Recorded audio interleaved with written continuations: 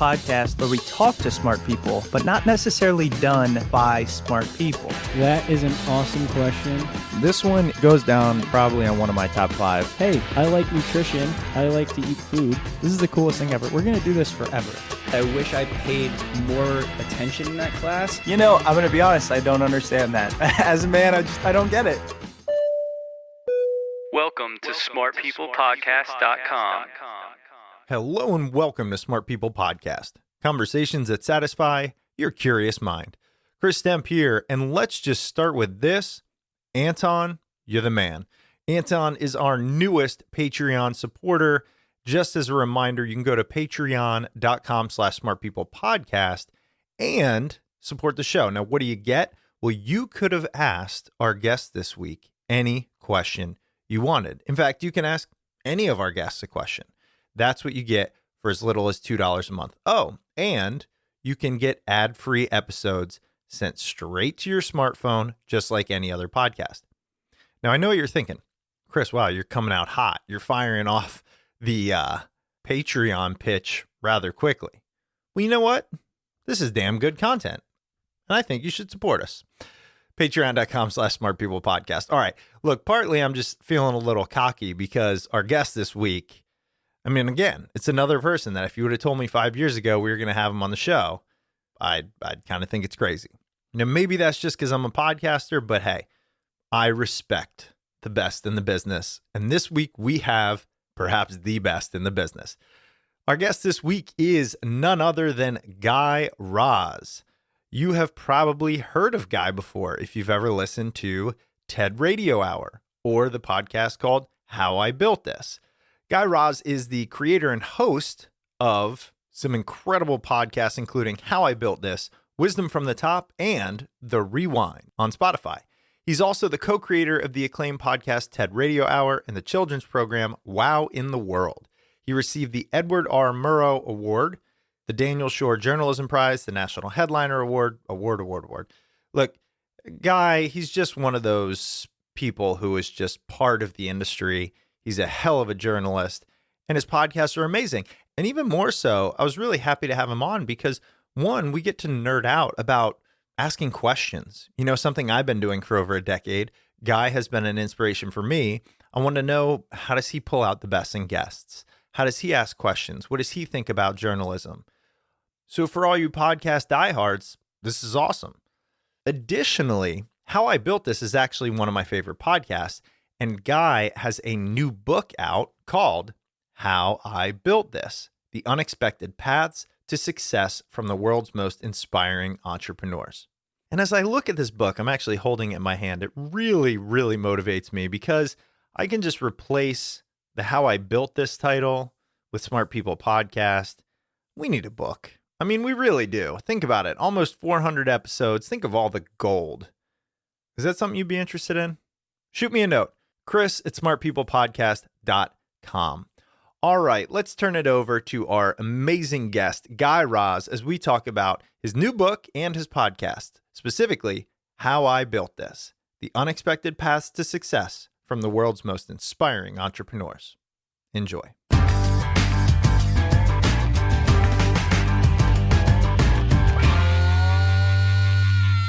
All right, Guy. Well, thanks so much for being on the show. Thank you for having me. I know it's a long journey of marketing this new book, but I appreciate making the time. And we were kind of just discussing this, but I'm curious, you know, what has it been like being on the other end of the microphone? You know, it's funny because I don't know if I would want to interview me because sometimes I think I'm very long-winded and my stories can go on and on and on. But I have to say it's fun. You know, it's been fun and challenging because normally I'm asking people about their lives, and of course I share details about my life and when I interview people, but not in any great depth. And here I am talking about myself, and it's not something that I'm particularly used to or entirely comfortable with. But I always tell people that they need to test their comfort levels all the time and get out of their comfort zones all the time. So here I am following my own advice. Yeah, I'm really glad you mentioned that about the comfort level of not necessarily wanting to talk about yourself, or I'm curious, like, have you always felt like that? Ho if somebody said, "Guy, I need you to be the center of attention here," what does that make you feel? It makes me feel like that's almost an impossibility.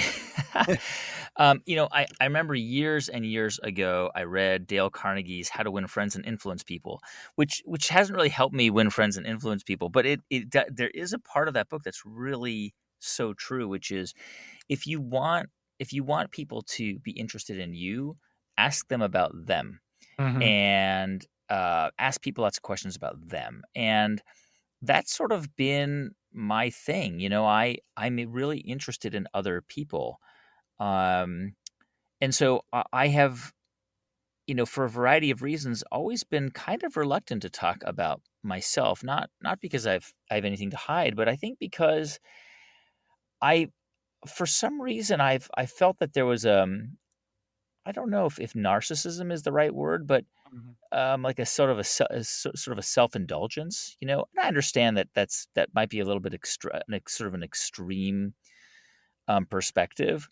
Um, and I'm kind of learning to understand that I need to do more of that. The other side to it is that in my private life, in my non public life, when I'm not on the podcast or I'm not you know on television or whatever, and I'm just hanging out with people I know. They're not, most of them are not well known, and I try to be very mindful and very cognizant of the fact that in my personal life with friends and others and family, that the focus should not be on me, because in my professional life the focus is on me, and so I Mm. try and compensate for that certainly in my private life, to take it off of me.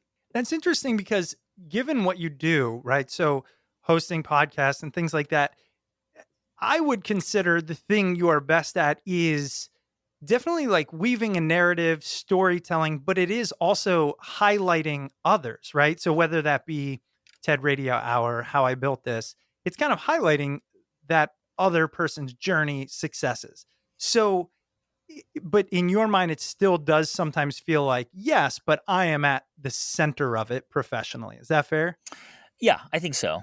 I think so. That's right. I mean, Yeah. I'm the guide, and I'm the host, and I'm pulling out, and my personality comes through on the show. Who I Absolutely. like, I like to sort of say the best version of myself is who I am on my shows, because I'm not that person all of the time, 24 hours a day, 7 days a week, but I Mhm. try to be that person all as often as possible, because that is who I am when I'm at my best. And Right. so it is, I still am the host. I still am a focus of the listener's ear. Mhm. Um, and I'm sort of, it's taken me decades to get comfortable with that, Mhm. but now that's the reality. And I appreciate it. I appreciate that listeners really like what I do. They like me, and they like the show, and they like the ideas that I bring out of people. And it's very meaningful to know that um, I have that effect on listeners, and impact on people, and I'm incredibly grateful for it. Yeah, it is that impact, and I mean I think this phrase or idea gets overused, but it's really true. The intimacy of podcasting is, in my opinion, unparalleled as it relates to any other content area. How do you feel about that? When years ago, I started out in radio. I started out as a radio reporter um, at NPR, and about 4 years into my time at NPR, I was poached by CNN. I was a young reporter. This is now 15 years ago, 16 years ago. And I went to CNN. It was this big, glamorous job. I was a foreign correspondent for NPR, but now I'm a foreign correspondent for CNN. And lots of people had no idea what happened to me. And and I was on television, right? And the reason I think why is because listeners or viewers of television don't have that same intimate relationship with the reporter or the host that they do with radio hosts. The ear, there's a very intimate connection that you develop when you're listening to somebody and you're not looking at them. It's why, because our brains process, most of our brain power is used to process visuals, right? Right. Like a huge percentage of our brain is this incredible processing computer that allows us to look left and right and front and back and instantly see billions of pixels of images, right? Like we're better than any computer, right, when it comes to processing just images. And that enables us to pick up, non-verbal communication, like the a micro movement in someone's facial muscles. Hmm. And you can know a lot about a person, or you can understand what they're trying to convey to you, even not just through the words that they're using, but through the way that their face is moving. So we focus on that. The thing is that our voices also convey many of those same nonverbal communication signals. It could be a pause, it could be a cadence, it could be the pace of your speech. It could be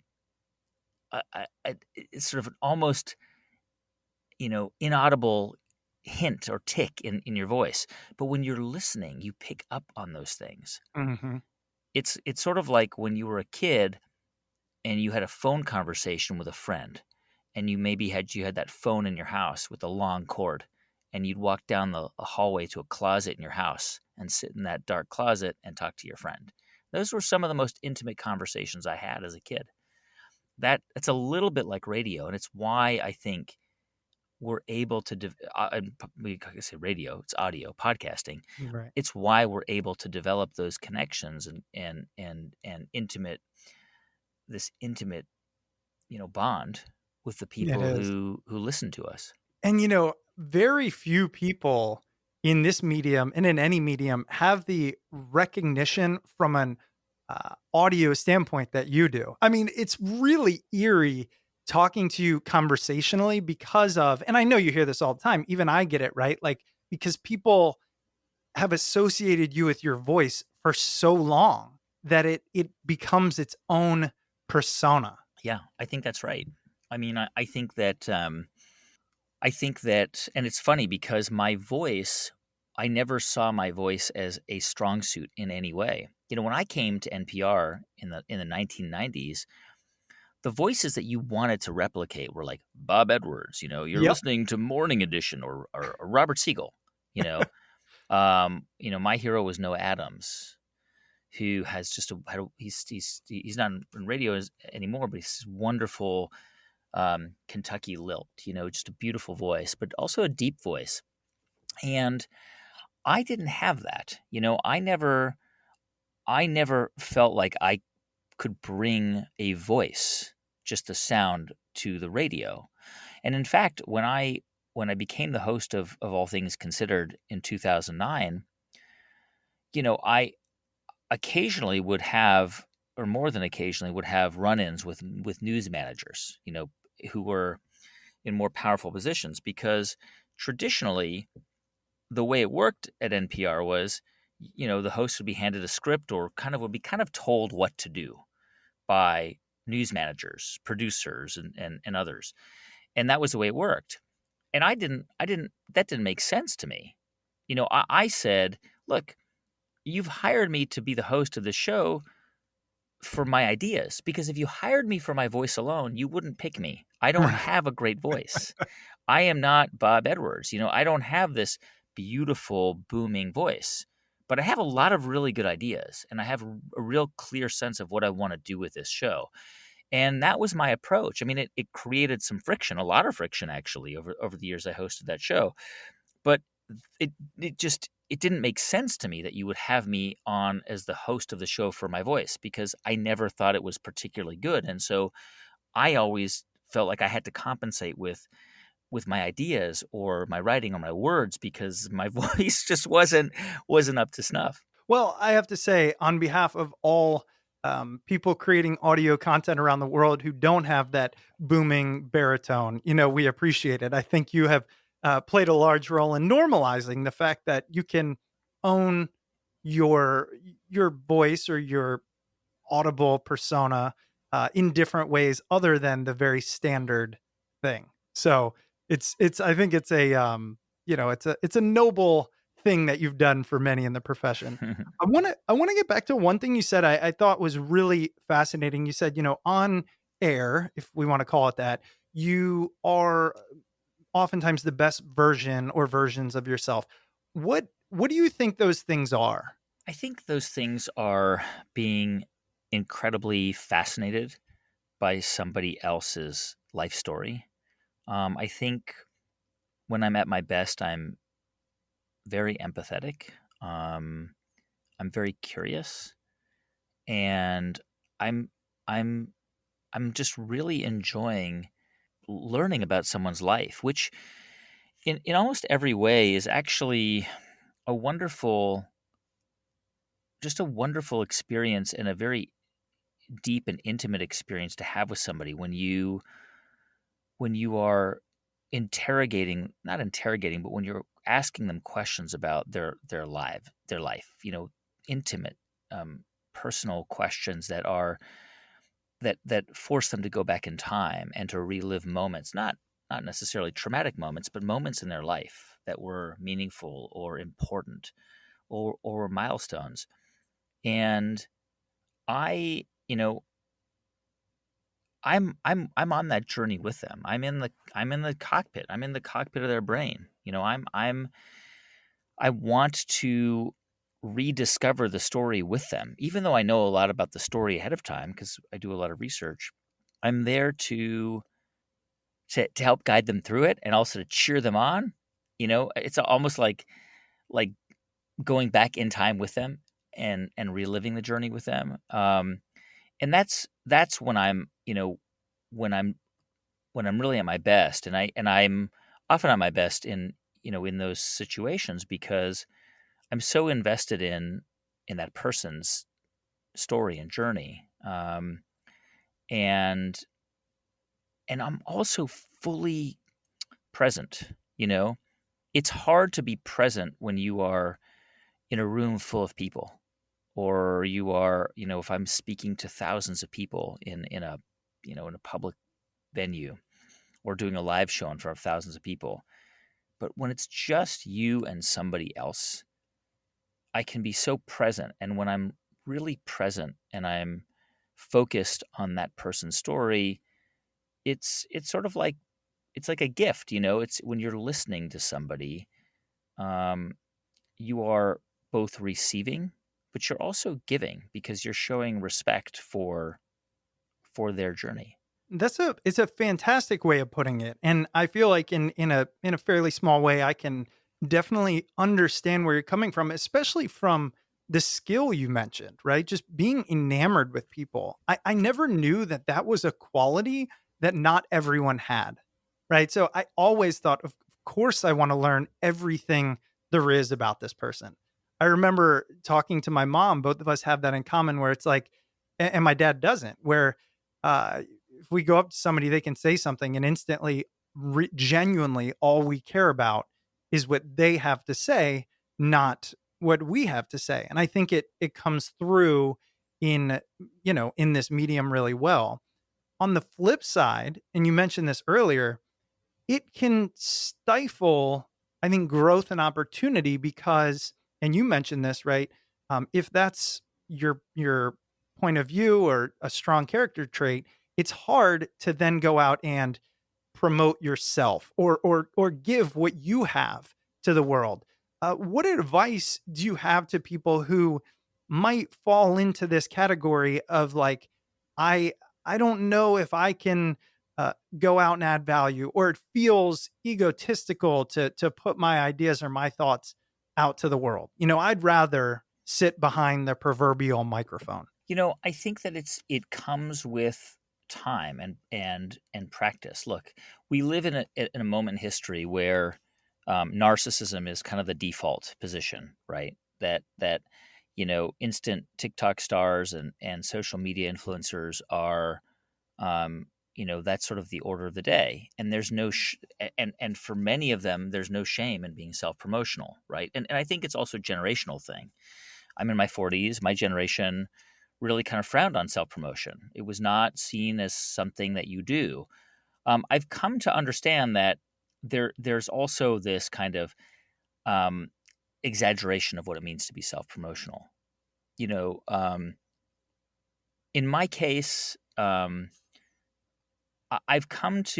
sort of made peace and come to accept that I can talk, I can talk about myself or ideas that I have or my, my perceptions of the world or whatever it might be. I'm happy to weigh in on things, and part of that really just comes from just just living life, being in my mid 40s and and having interviewed thousands of people and absorbed thousands and thousands of ideas, and read lots of things that I've become more comfortable weighing in and coming into the arena because I feel more prepared for it. I think there was a time in my life where I just thought, well, what can I offer?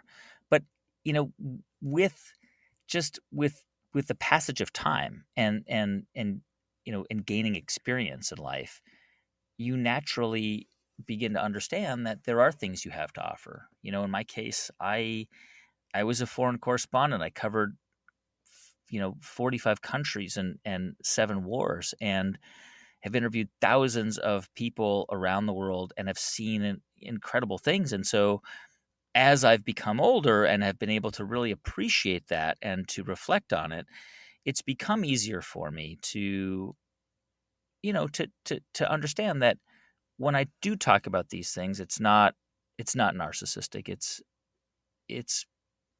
it's me hopefully making a contribution. Right. And I think it's also extremely logical, right? So I can sit here and say, oh, it makes sense for Guy, but it doesn't make sense for me, for example. But that logic holds up to some extent, right? I think to your point, it holds up until you actually have something valuable to add. However, who defines that value?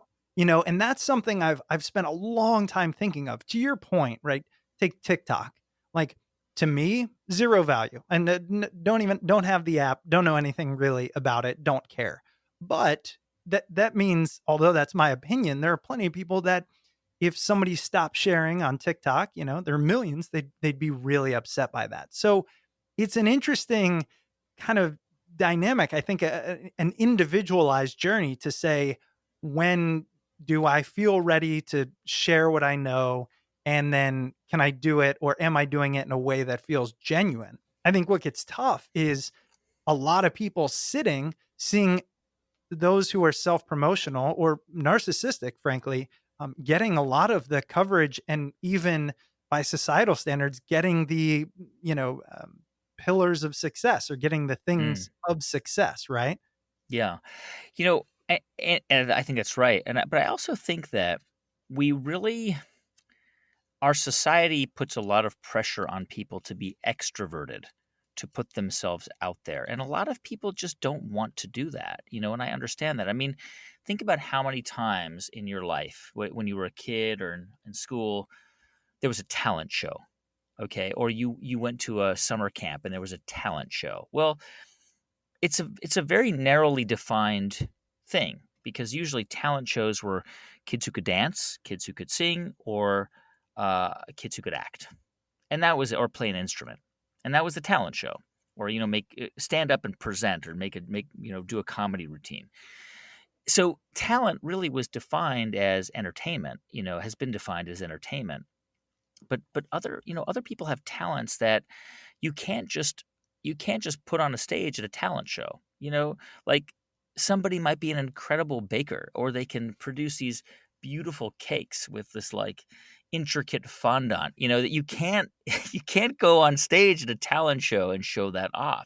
So I also think that we kind of put a lot of pressure on ourselves to participate sometimes when we're not always comfortable doing so. I think part of what makes our culture so complicated is this focus on this kind of performative this kind of performative aspect to being out in the world. But the reality is, look,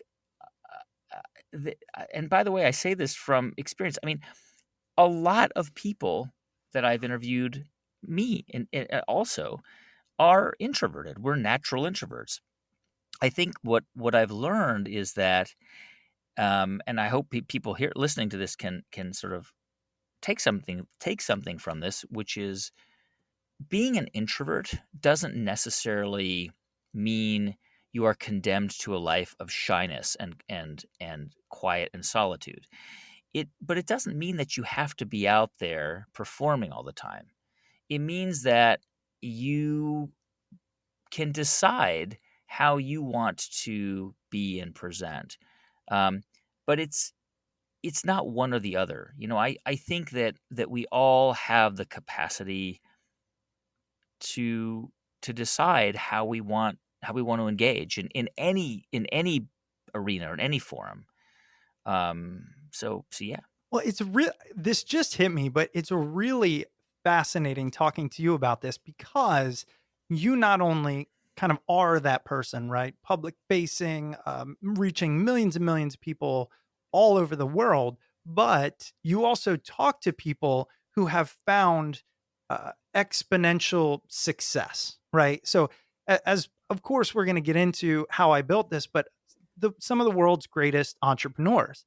And what I mean, I think I finally figured this out right around now in my late 30s. But there's this definition of success that we can either adopt from societal standards or we can cultivate from the inside out. And I feel like a lot of the performative aspects of our lives often come when we're trying to achieve that external vision of success instead of internal.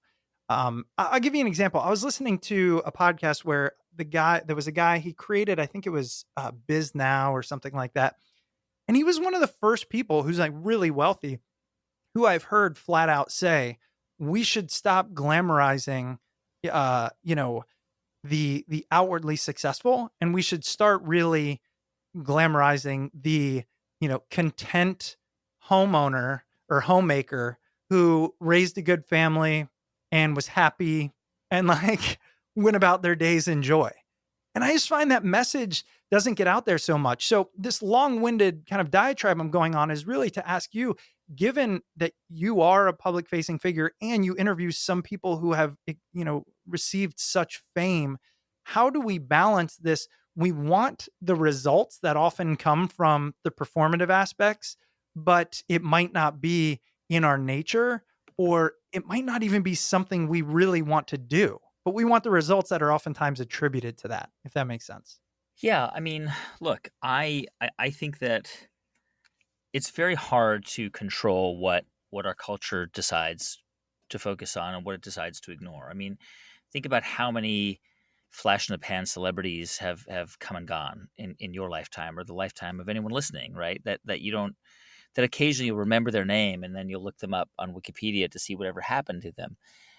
I think that the reality is most of the people who are happiest are people we don't hear about, we don't know about. Um, and while I agree with the idea that wouldn't it be great if we highlighted those people, human nature just doesn't work that way. I mean, probably since pre-Neolithic times, humans have focused on the unusual or the extraordinary or the different person. There's a famous marketing expert named Seth Godin, and he focuses on extraordinary things. He's got this theory called the purple cow theory, which is if you're driving, through the countryside and you see a cow in a pasture, you're not going to pay any attention to that cow. You're not going to stop your car. But if you are driving through the countryside and you see a purple cow in a pasture, you are going to stop your car and tell all your friends about it because that is an extraordinary thing, And I think that's how human nature is when it comes to focusing on achievement. Here's the thing, though. The reality is that financial wealth and financial success, we know, there's sort of a limit to what it can do for your happiness. I mean, financial security certainly can reduce stress, but the reality is that most of the people that I've come across in my life who are happy and stable and have strong um, have built up strong families and so on, are people who aren't incredibly wealthy or aren't incredibly, you know, um, you know, yeah. I mean, I mean, a good example is Sal Khan. And Sal Khan, while he's famous and well known, um, he started Khan Academy. Sal Khan graduated MIT with 2 undergraduate degrees and a master's degree in 4 years and went to Harvard Business School. And many of his and was recruited by top hedge funds because he's a math genius. Many of his friends from Harvard Business School went on to become millionaires and billionaires. And Sal Khan decided to start the Khan Academy, a nonprofit, free platform that allows anybody to get educated anytime, anywhere around the world. And, he's perfectly comfortable. He gets paid a decent salary, but he's certainly not, wealthy by the standards of his classmates. And yet I would argue that Sal Khan probably is one of the happiest people I've ever interviewed. I mean, he has an incredibly wonderful partner and 3 children and gets a lot of meaning out of what he does. I would say the same for me. I interview incredibly wealthy people. I I feel incredibly fulfilled because I can give my listeners these stories. I can inspire people with the stories that I'm telling. The shows that I do mean a lot to people, and that means a lot to me. I mean, I get more from that probably than they do. When people write to me and say, you know, I really wanted to shut down my business because I felt like I was failing, and your show kept me going. Like, I listened to this episode and you asked this person about this crisis, and I was like, that's me. When I hear that, that that is so meaningful to me. I can't imagine doing, a more meaningful job. I mean, of course there are more meaningful jobs than doing podcasts, but for me it really is important. And so I, you know, I believe that most people really do find meaning and purpose in things that are not monetized. Let's take a quick break for this week's sponsor. This week's episode is brought to you by Mint Mobile. I got my first cell phone with one of the big wireless providers 25 years ago, and I've honestly hated my monthly bill ever since. But then I discovered there's another option that could give me the premium service I'm used to at a fraction of the cost. I could cut my wireless bill down to just $15 a month and save hundreds of dollars by switching to Mint Mobile. For anyone out there who's looking to save without sacrificing service, switching to Mint Mobile is a no-brainer. For customers that hate their wireless bill, Mint Mobile offers premium wireless for just $15 a month. By going online only and eliminating the traditional cost of retail, Mint Mobile can pass significant savings on to you. Every plan comes with unlimited nationwide talk and text plus crazy fast 4G LTE. You can use your own phone with any Mint Mobile plan and keep your same phone number along with all your existing contacts. And if you're not 100% satisfied, Mint Mobile has you covered with their 7-day money-back guarantee. Switch to Mint Mobile today and get premium wireless for just $15 a month. To get your new wireless plan for just $15 a month and get the plan shipped to your door for free, go to mintmobile.com/smart. That's mintmobile.com/smart. Cut your wireless bill to $15 a month at mintmobile.com/smart. And now back to the episode. I completely agree, but I feel like that is a lesson hard learned. Did you ever struggle with that, or were you always kind of clear on your values, on, what you ranked higher than money or I don't know, fame or something like that? Or was it something like, because for me personally, it's, and I think for many people listening, that's really why I'm drilling in on this. It's hard to know that, to actually logically know, like, I don't need, all this money to be happier. I don't need this recognition. I don't need to be on magazines or billboards or whatever. Uh, but yet still go for it. Was that something that you ever struggle with, or were you like, no, I'm good with this. I want to do something I enjoy, and the rest let it be. Oh, sure, I struggled with it. I think early in my career, it was,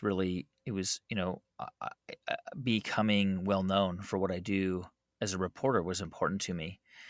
I think that, as I progressed in my career, it was important to me that, that I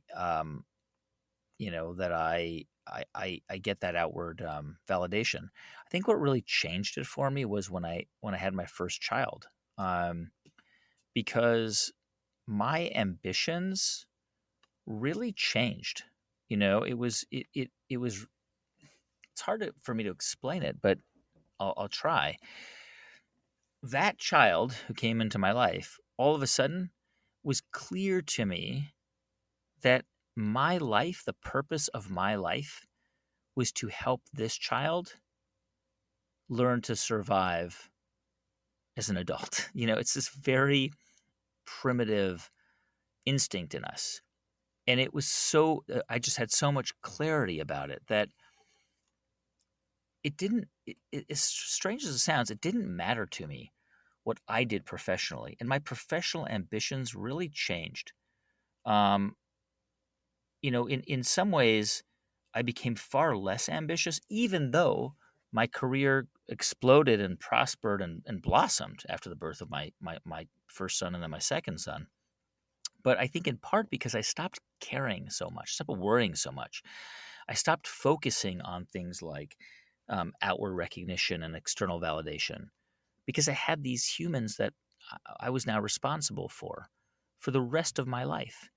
And the rest, and that just gave me an incredible focus, which I'm so grateful for. I'm incredibly grateful for, because I think without that, I might still be focused on some of those things today.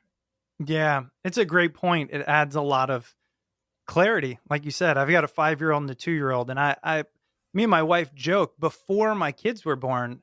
I was like, "How did I do all these things?" She was like, "What do you mean? How'd you do them? You never left your office." And I was like, "Oh, that's right, that's right." But to your point, you then kind of just, at least I clearly remember, look at my first son and go, "Wait, I created this?" And I was like enamored by the miracle. I don't know. It's a weird thing. I know what you're saying and trying to put words to it. You obviously do it eloquently because that's what you do. And we've kind of tiptoed around this. I want to talk to you. We've been talking about your experiences interviewing some incredible people, many of which you've interviewed on your podcast, How I Built This. And now it's become a book, and a fascinating book, by the way. The subtitle is The Unexpected Paths to Success from the World's Most Inspiring Entrepreneurs.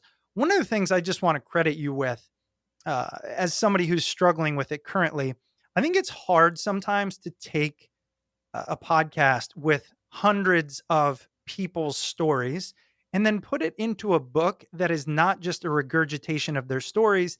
And it's also not just a linear progression of occurrences, but it's a narrative that is probably more inspirational than educational. And I'm curious, did you know from the beginning that the podcast and now the book was probably going to resonate because of its inspirational qualities, or did you think people would be just as or more interested in the actual step by step processes of entrepreneurs? Well, I actually think they're connected. I think that inspirational stories are almost always connected to very real, pragmatic, practical lessons. Because I'm not talking about miracles here. This is not a religious program, right? How I Built This is a show about ordinary people who accomplish extraordinary things. And the underlying message of the show and the book is there's no difference between them and you.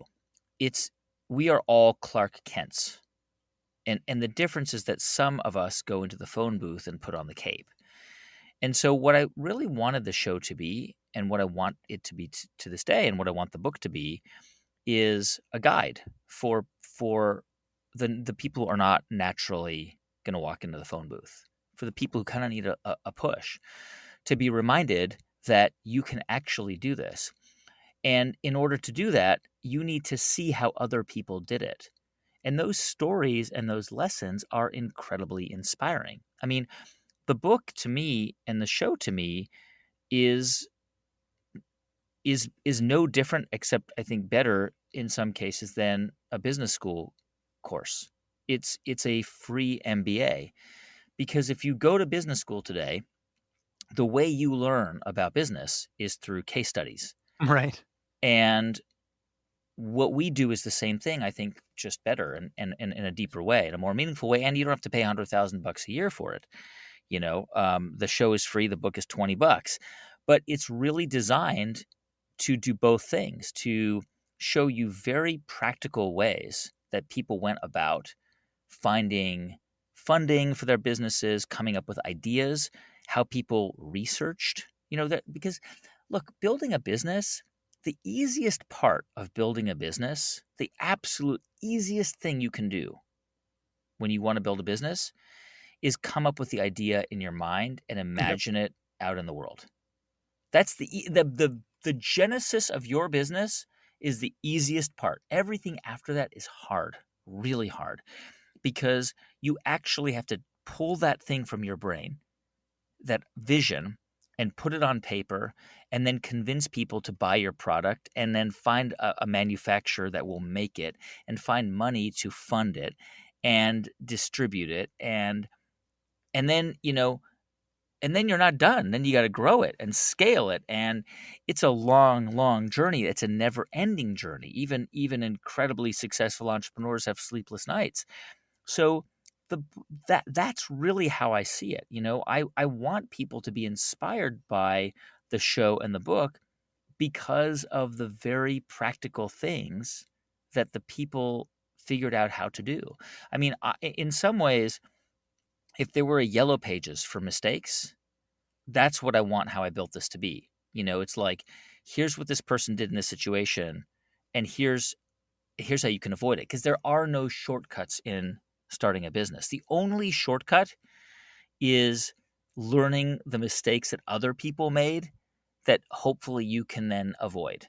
But other than that, there are no shortcuts.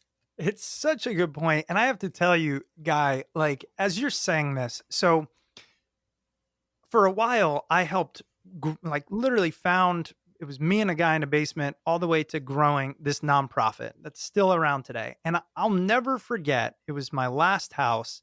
There would be multiple times a week where I would be beyond stressed. The typical stress you've heard over and over again.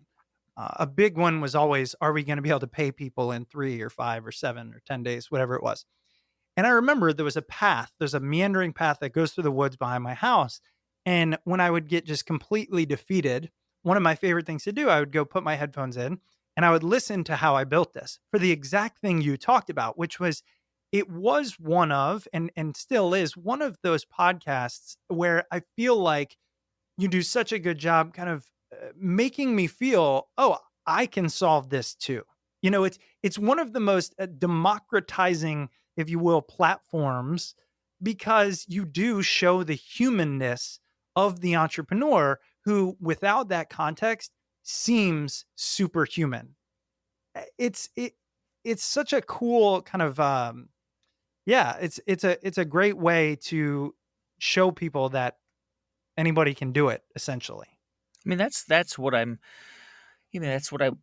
trying to do with this, to say to people, look, everybody right? Every single person everybody has at one point been lying in bed or standing in line at the grocery store or driving somewhere, and they see or think of something, and they say to themselves, that's a problem. Somebody needs to fix this. Like, somebody needs to invent something to do X or Y. Now, sometimes those ideas are just silly, but sometimes those ideas actually solve a real problem. And the trick to creating a business is that very experience. It is experiencing a problem that you know you have, that you believe needs to be solved, and that you believe other people have too. Now, it may not be, the hydrogen bomb that you're inventing, which I'm not recommending people do that anyway, but it could be an improvement on an existing product or service. It could be, you know, I think of Chet Pipkin, who is one of the most interesting entrepreneurs I've ever interviewed, because he started out really wanting to make personal computers back in the early 80s. That was his dream, but he didn't have any money. He wasn't going to be able to compete with Compaq and Texas Instruments and all the PC clones that were coming out. He was really smart. But what he also knew was that at that time, if you wanted to connect an Apple computer to an Epson printer, you couldn't easily, because the peripheral cables weren't designed to connect from one to the other. At at that time, people would go to Radio Shack and find the peripherals and then attach them to wires and make their own cables. And he was looking at this gold rush of computers, and he thought, I'm better off. I mean, he didn't say this, but he basically, what he did was he thought, I'm better off selling them, pickaxes and shovels instead of going to the gold mine. So he created Belkin, which is a company that makes peripherals. He started out by soldering, wires and connectors, and going to Radio Shack, and then going to universities, and they would just buy these cables. Well, now, I mean, anyone listening to this can look at their, in their at their computer or their iPhone or whatever. It's a good chance they've got a Belkin cable plugging into something in their house. I mean, it's a billion-dollar business. So it's, he saw a problem that he had because he had a, computer and printer that couldn't talk. He solved it, and then he solved it for everybody else.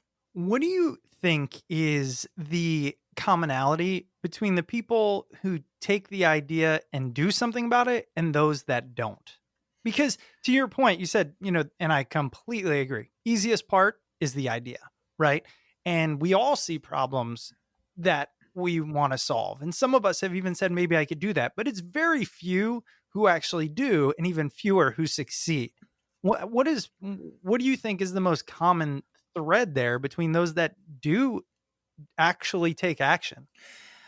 Well, it's hard to sort of categorically say. I have an answer for it, but I'll just preface it by saying there are all kinds of circumstantial reasons why some people decide to do it and some people don't. Maybe you feel like you're too old to do it, which, by the way, is not true. The average business is started by somebody who's 40 years old. I've interviewed entrepreneurs who started businesses in their late 50s, and James Dyson, who invented the Dyson vacuum cleaner, was bankrupt and broke at 42. He's now one of the richest men in England. I mean, there are all kinds of stories like that. So part of it is there are natural fears that people have. I think really what differentiates entrepreneurs who go for it and people who don't is an ability to withstand rejection. It's not that they're fearless. That's a myth. And it's not that they're willing to take insane risks. That's a myth. Most entrepreneurs mitigate their risk. They'll keep their day job.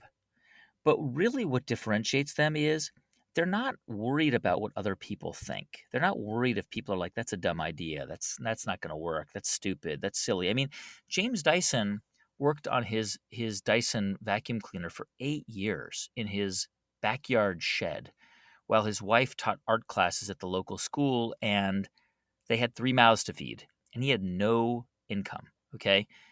They were really living hand to mouth, and people were telling him he was nuts. They were like, give this idea up, okay, it's a vacuum cleaner. And he was like, this is going to be the greatest vacuum cleaner ever. But he was considered to be like the mad scientist in the town he lived in. What he had was this ability to withstand that kind of negative feedback, that rejection. He wasn't worried about being judged. And it takes a lot of practice to get to that place. Some people have it naturally. Some people don't care what other people think. But other people, it takes time. It takes practice to withstand rejection, to be able to hear no again and again and again and again, and to keep going. One of the interesting things that I've come across in my research is that, if you look at Mormons, and I mean, Mormons are a good case study, they're only about 2% of the American population, right? But a disproportionately successful and affluent population in America, and also disproportionately high number of entrepreneurs, several of whom have been on my show.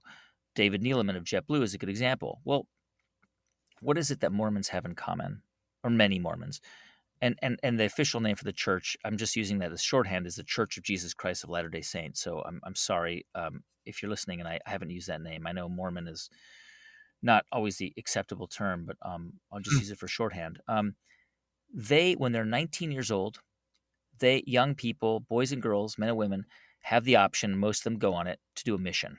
Okay, so you're 19, you're sent to Brazil, you're sent to Africa, you're sent to France, wherever you are around the world, on your own. You got to pay your own way, and for 2 years you got to knock on doors, and you're selling the faith. Okay, most people are slamming that door in your face.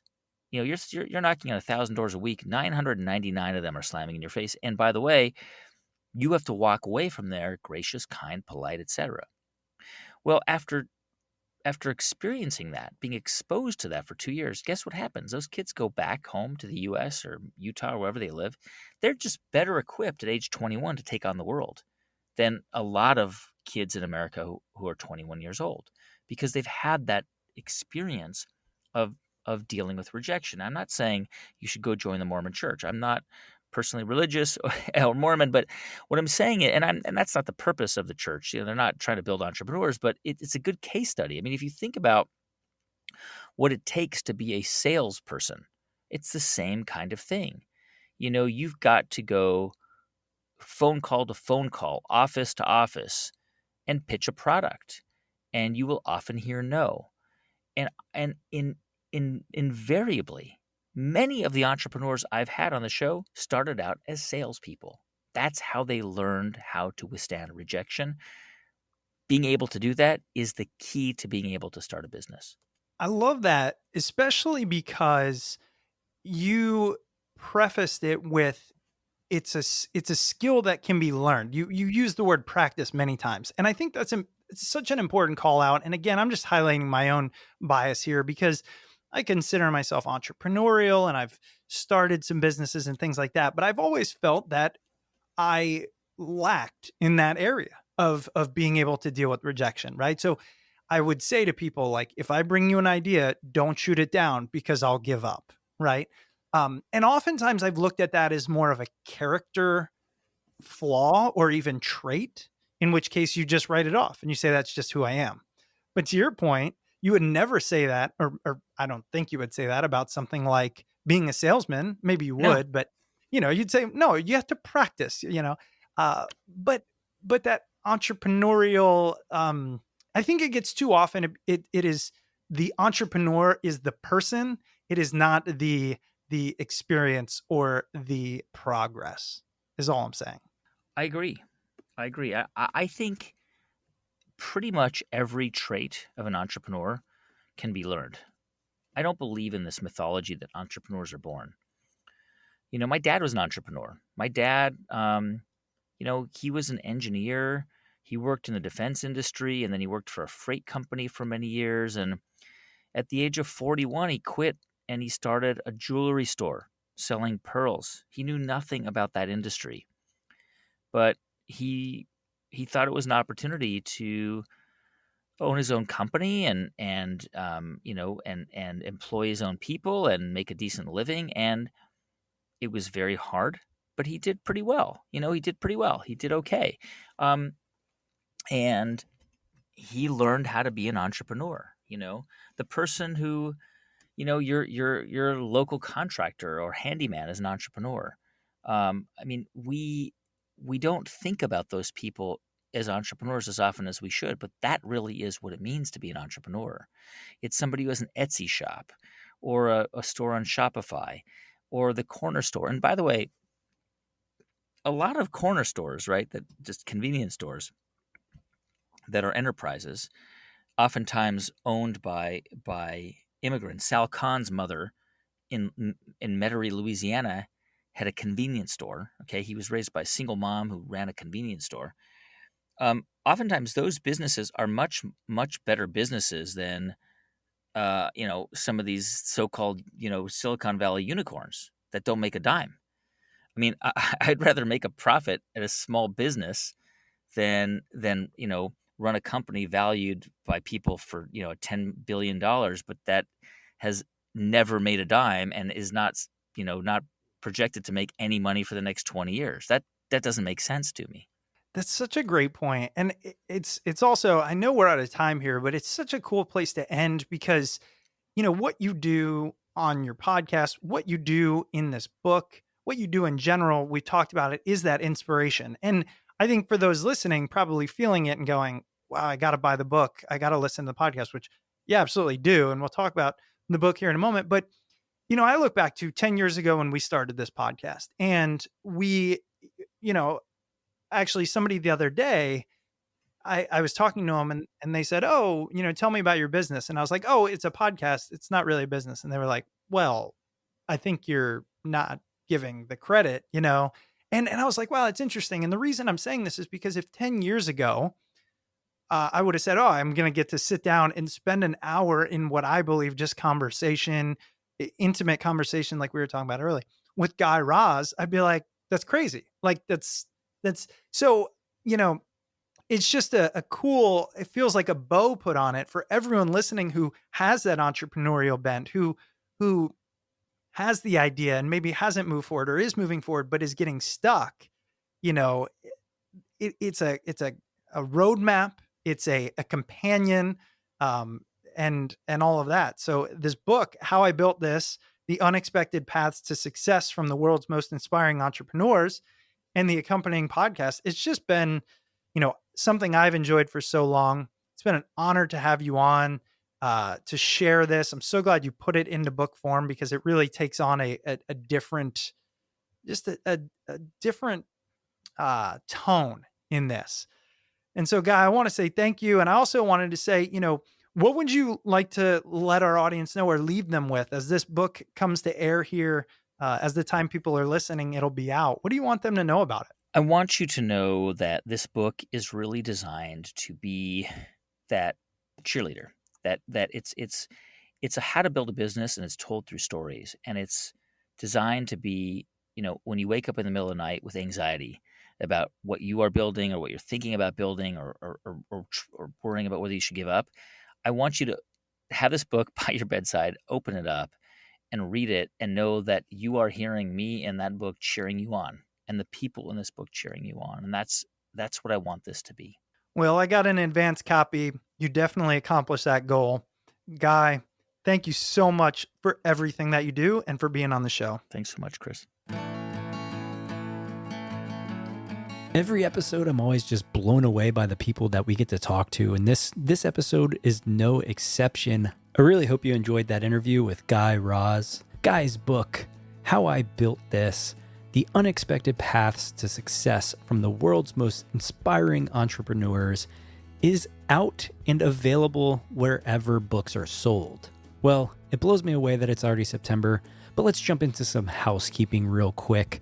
If you'd ever like to reach out to the show, you can email us at smartpeoplepodcast@gmail.com or message us on Twitter @smartpeoplepod. And if you'd like to support the show, there's no easier way than heading over to the platform where you downloaded the podcast and leaving us a rating or review. And if you'd like to support us monetarily, you can always head over to Patreon at patreon.com/smartpeoplepodcast. And of course, if you want to stay up to date with all things Smart People Podcast, head over to the website, smartpeoplepodcast.com, and sign up for the newsletter. All right, that's it from us this week. Make sure you stay tuned because we've got a lot of really exciting interviews coming up, and we'll see you all next episode.